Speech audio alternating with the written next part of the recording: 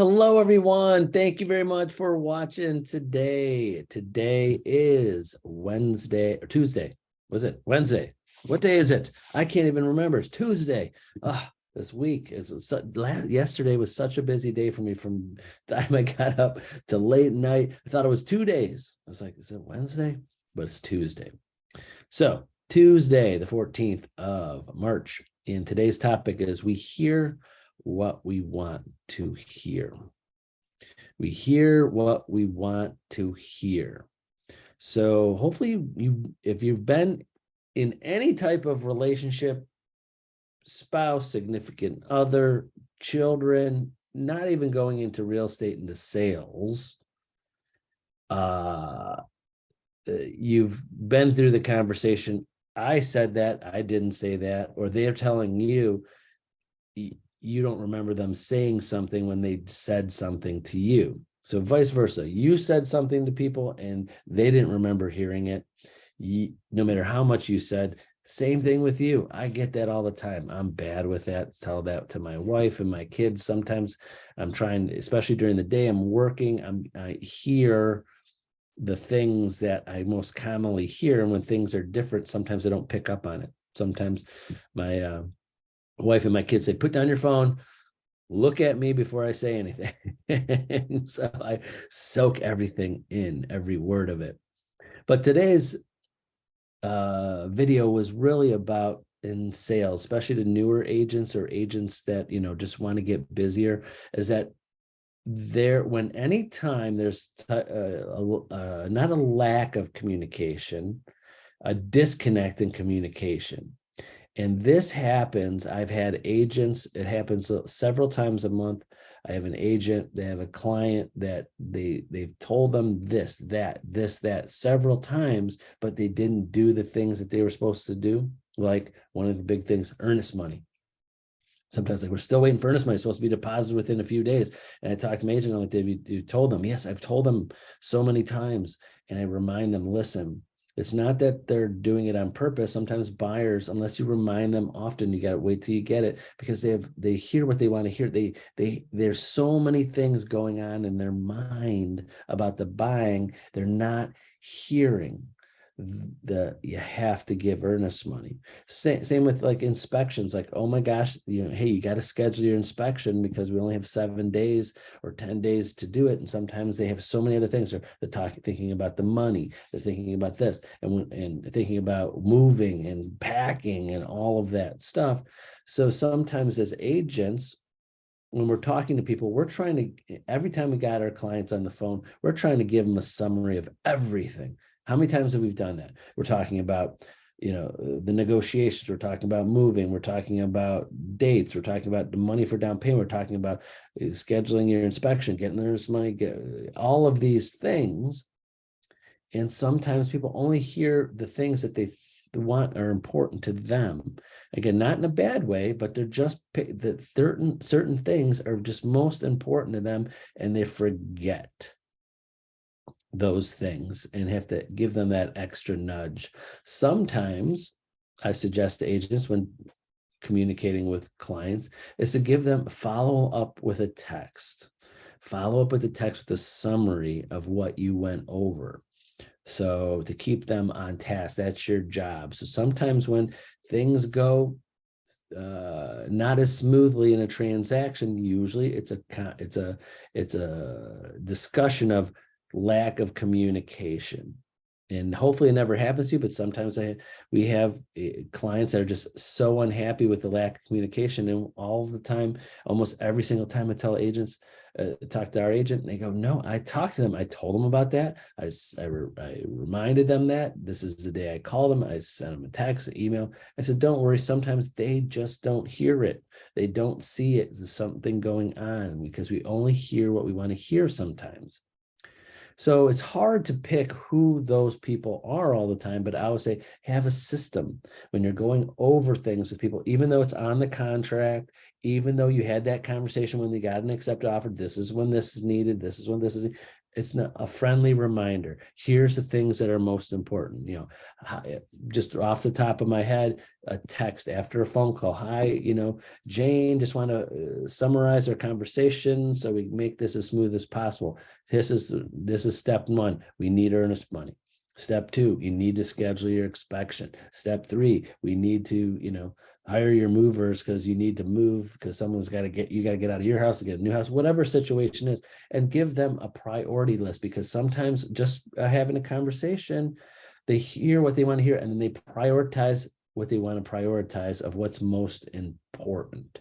You talk to any loan officer and they'll tell you in detail why situations they have. Sometimes they're like, people, they need to get their docs. They don't understand how important it is. Not to go in the loan officer thing, giving that a little defending the loan officers out there. So any loan officers watching, I know your pain sometimes, and people only hearing what they want to hear. They don't understand. Don't touch your accounts. No, we need to verify this money. Oh, if someone's giving a gift, we need to get their accounts. There's so many things. So a good loan officer, not to go on that side, it gives them a detailed email or constant text. This is most important, needs to be done now. This needs to be done now. Sometimes people just think at the end, I just have to deposit the money at the end. Doesn't matter where it comes from.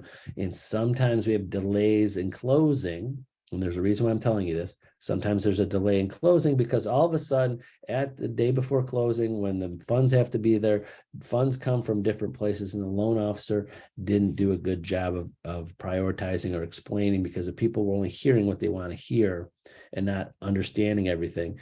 And then there's great loan officers out there that I know explained everything, but the people didn't understand it. So the point I'm bringing up the loan officers is that sometimes you have to listen to the loan officer so you could help keep your buyers on tasks of what they need. So good communication with the loan officer. Is there anything else you need? Well, I need this, I need that, and a team approach. So, because as a broker and owner of our office, and being a broker for over 25 years and helping agents and thousands of sales every year, there's always just there's going to be situations that I have to jump into every year, several of lack of communication. And almost every time agents said, I told them that, and they knew about that, but they didn't hear. They only wanted to hear what they wanted to hear, not they were doing something bad.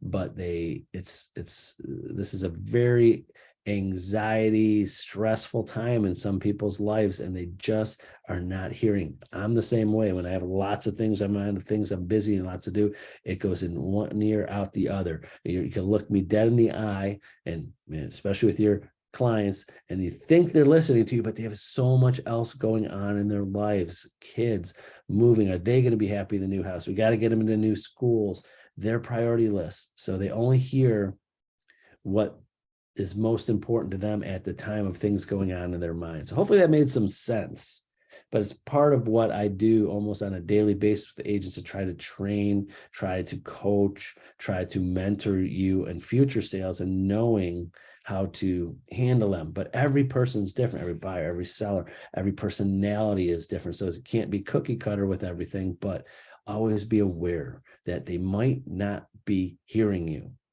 Even though the words are coming out of your mouth and you send it in a text, you have it in an email, it's on the contract on that. And one more thing I'll remind, because the number one thing, sellers, when you have sellers, there's always at least once every other month, some seller takes out something of the house that was on the contract. And then I call our agent, especially when it's our seller, they took something out. And the moving truck's already gone, the thing is out and it's on the contract because they didn't remember. We just assume they're going to remember. We talked about it. So something to do, sorry to go into some training here. When you have a seller and there's things left,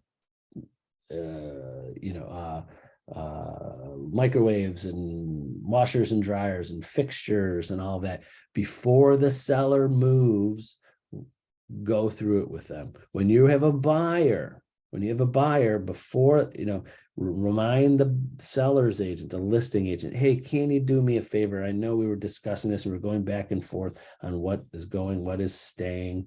Can you just verify before with your sellers to make sure everything is still there and we don't have a problem afterwards?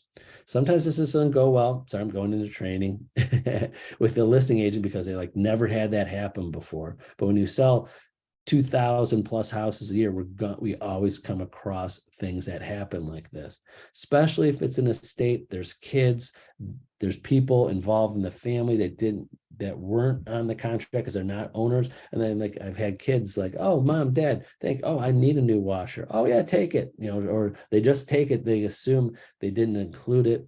We've had that happen and it's not fun to deal with afterwards. But I'm sorry to go into a little bit of training. I just have to, I just go into these tangents because I want to train and advise on every situation that could happen, but I'm not going to go any further than that. But so think about that when dealing with your clients.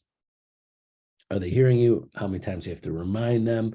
How many times you should prioritize what's there, because they might have different priorities in their mind and they're not doing it on purpose to hurt the situation or whatever. And never place blame. Okay, I'm going in that.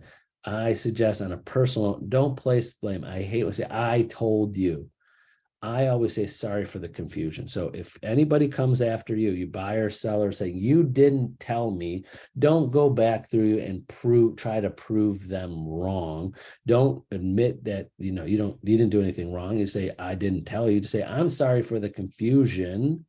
I sent a text and sorry that you may not have seen it. I'm sorry for the confusion. Don't say you saw it, you read it, I've had that happen with personalities, and it never makes the situation any better. So if you ever get into situations like that, he said, she said, and people upset, I am an expert at dealing with that for doing this for so long, give you ideas on how to handle those situations. So, all right, now I'm done, I promise. So have a great Tuesday, the 14th, which is Pi Day.